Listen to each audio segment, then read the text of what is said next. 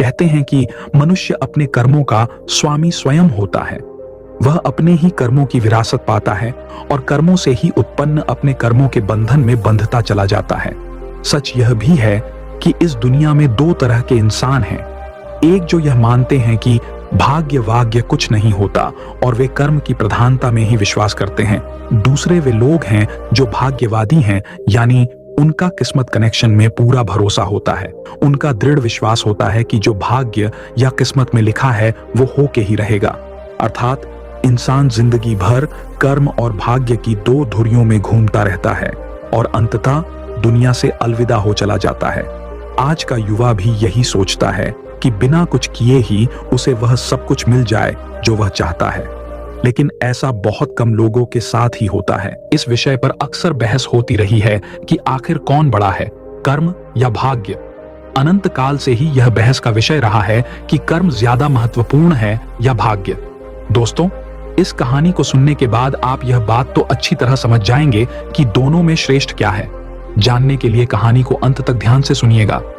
एक जंगल के दोनों ओर अलग अलग राजाओं का राज्य था और बीच में जंगल। उसी जंगल में एक महात्मा रहते थे जिन्हें दोनों राजा अपना गुरु मानते थे। उसी जंगल के बीचों बीच एक बड़ी नदी बहती थी।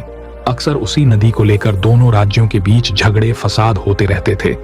एक बार तो बात इतनी बिगड़ गई कि बात युद्ध तक आ पहुंची। कोई भी राजा सुलह को तैयार नहीं था, सो युद्ध तो निश्चय ही था। दोनों राजाओं ने युद्ध से पहले महात्मा का आशीर्वाद लेने की सोची और पहुंच गए जंगल की उस कुटिया में जहां महात्मा रहते थे।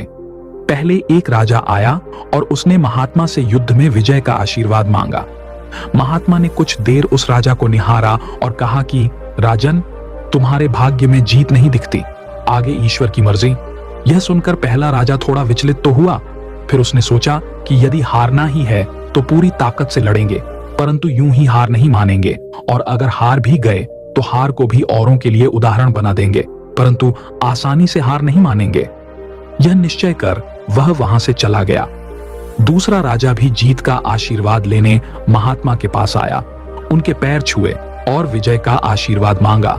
महात्मा ने उसे भी कुछ देर निहारा और कहा कि बेटा, भाग्य तो तुम्हारे साथ ही है। यह सुनकर राजा तो खुशी से भर गया और वापस जाकर निश्चिंत हो गया, जैसे कि उसने युद्ध बिना लड़े ही जीत लिया हो। अंततः युद्ध का दिन आया।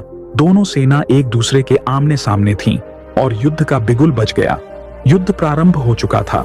एक तरफ की सेना यह सोचकर लड़ रही थी कि चाहे किस्मत में हार क्यों न हो, परंतु हम हार नहीं मानेंगे। हम अपना सर्वश्रेष्ठ कोशिश करेंगे, अपना सर्वस्व झोंक देंगे। और वहीं दूसरी तरफ की सेना एक निश्चिंत मानसिकता के साथ लड़ रही थी कि जितना तो हमें ही है तो घबराना कैसा। लड़ते लड़ते दूसरी सेना के राजा के घोड़े के पैर का नाल भी निकल गया और घोड़ा लड़खड़ाने लगा।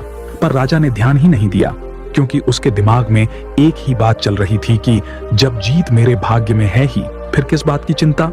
कुछ ही क्षण बाद दूसरे राजा का घोड़ा लड़खड़ा कर गिर गया, जिससे राजा भी जमीन पे गिर पड़ा और घायल हो गया और वह दुश्मनों के बीच घिर गया। पहले राजा के सैनिकों ने उसे बंधक बना लिया एवं उसे अपने राजा को सौंप दिया।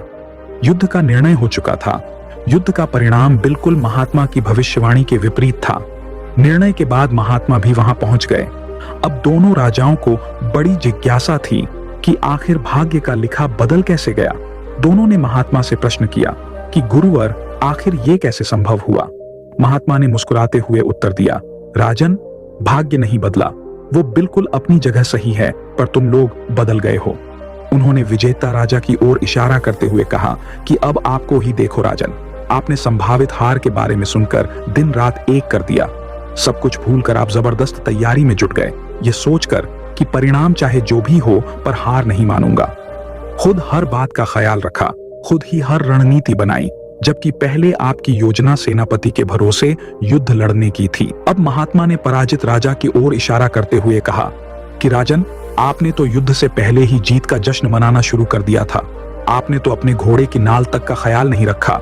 फिर आप इतनी बड़ी सेना को कैसे संभालते और कैसे उनको कुशल नेतृत्व देते। और हुआ वही जो होना लिखा था। भाग्य नहीं बदला, पर जिनके भाग्य में जो लिखा था उन्होंने ही अपना व्यक्तित्व बदल लिया। फिर बेचारा भाग्य क्या करता।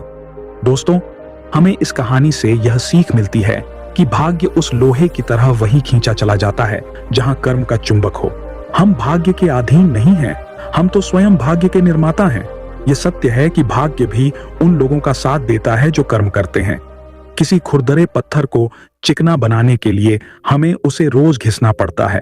उसी प्रकार हमें अपने भाग्य को चमकाने के लिए कर्म तो करना ही पड़ता है। दोस्तों, आशा करता हूं कि इस कहानी को सुनने के बाद आप अवश्य समझ गए होंगे कि कर्म बड़ा या भाग्य।